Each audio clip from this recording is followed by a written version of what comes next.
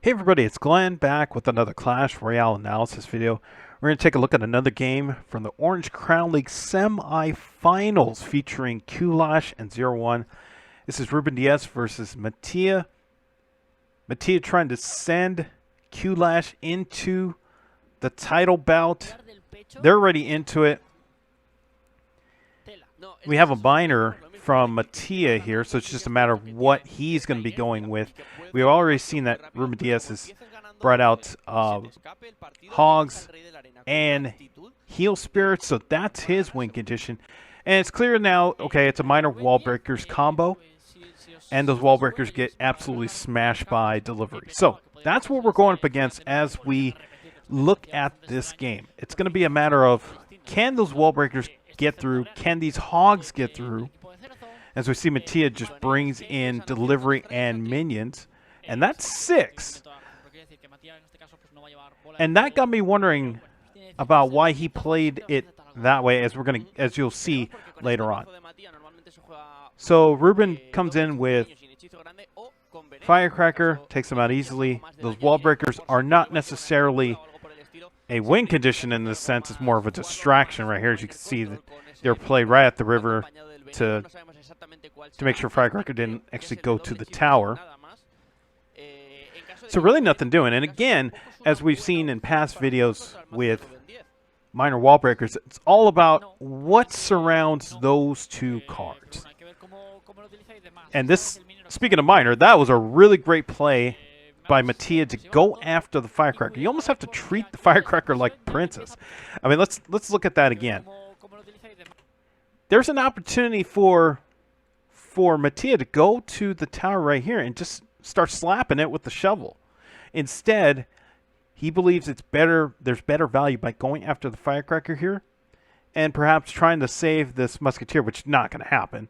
But get this Firecracker out of the way. So Mattiaa's already saying, okay, the most dangerous card, yes, there's Royal Hogs, but the most dangerous card is Firecracker, because if Firecracker is left on the board, it's going to be so annoying that it may end up overwhelming the results of this game.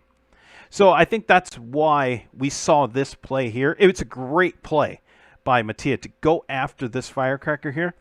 But again, we should point out there was an opportunity to do some damage over here, or even go after the tower over here. The Firecracker probably would have aimed for the miner over here. But you could probably slap it over here and then say, okay, we'll turn the game into a left lane game. Right now, it's kind of opposite lanes here. So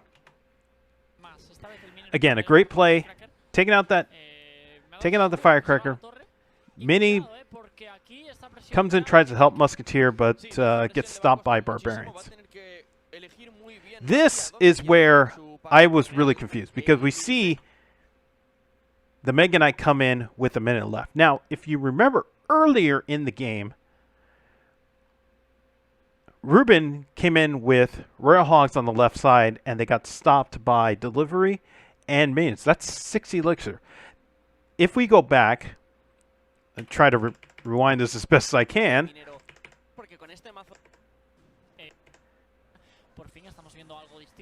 here comes Royal Hogs right here. Now, at this point right here, Mattiaa has 7 elixir. He could drop Mega Knight if he wanted to, but opts not to do it. And I was trying to think, okay, why not bring in Mega Knight right now? You have an opportunity. They're just going to get smashed. There's no Heal Spirit to help out these Royal Hogs.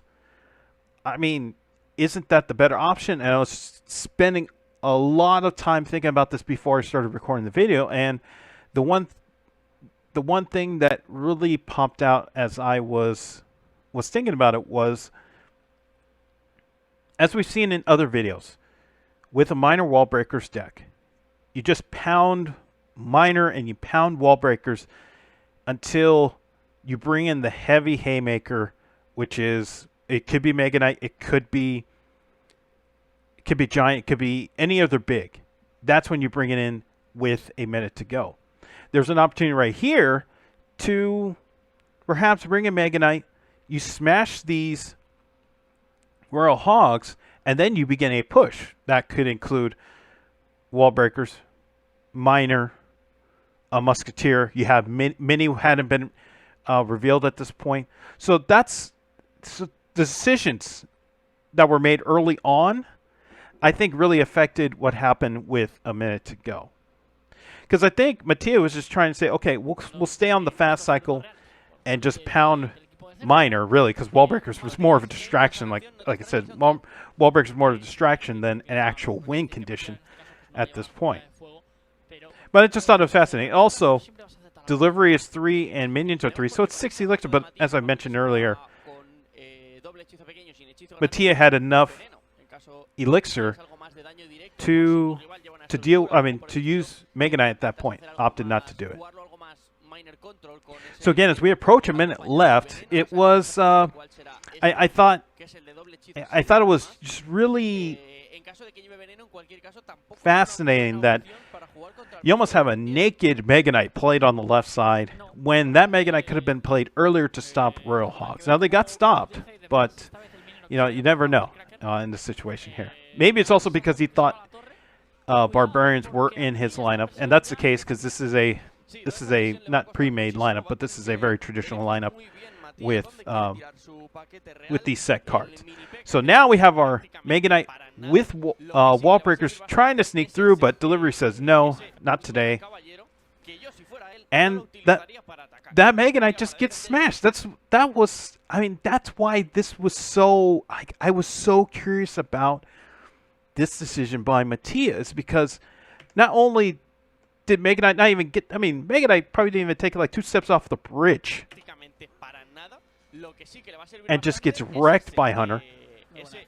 Delivery smashes those Wallbreakers and helps out with Mega Knight. It was just so, I was just so blown away because I felt like perhaps the game was lost right here for Mattiaa, and it really felt like Ruben had all the momentum. Now, he didn't have a push, but he's still in the lead, and it feels just like all he has to do now is just start bringing in Hogs and just cycling through, and this game is his. And that's what happened. He brings in Hogs. Now, Mattiaa does have delivery, so he stops, and with the help of Musketeer that came through, now he's just going to keep pounding away with Miner, hoping that something happens. Now this Musketeer gets a couple of shots in, so that gives Mattiaa some hope. Now you bring in Mega Knight for these Hogs, and so here comes a push because you can't ignore Mini on the right side. This Musketeer is positioned so well because if Ruben decides to play something up front, which is very possible because you have a Mega Knight that's ready to jump, and you have a Mini who's very dangerous. If you leave her alone, this Musketeer will be ready to pick off anybody that plays right here in the center. It could be Barbarians, it could be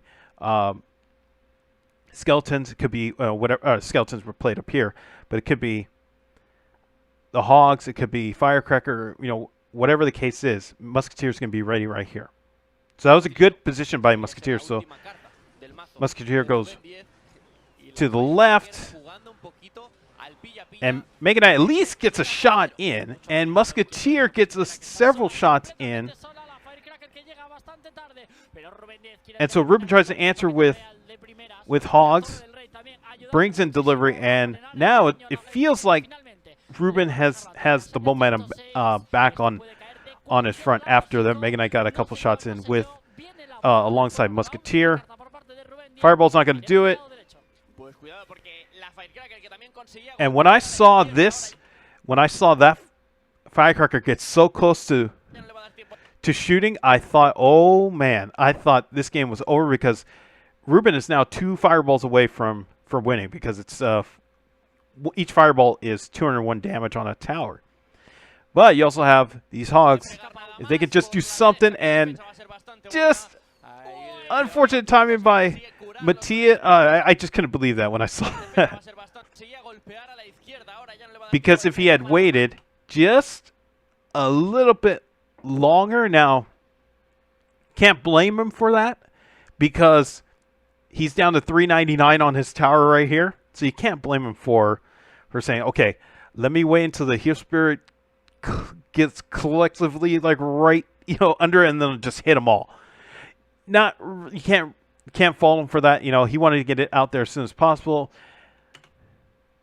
But because of that timing, the heal spirit does get on that Mega Knight, so he has to drop delivery.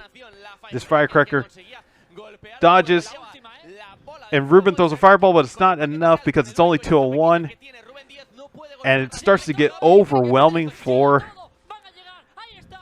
that tower on the top left. I couldn't believe it.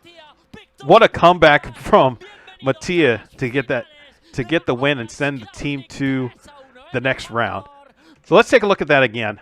I mean, that ending was pretty amazing. So you got to drop a fireball, obviously, because you have a minute left and you're about to be in triple elixir. But just cycling through, if you could just play defense and throw another fireball, and that's the game. But you got a fully healthy Mega Knight who gets to the firecracker. Now, this is Season 12 firecracker who still has a pretty wide length of backup when she shoots.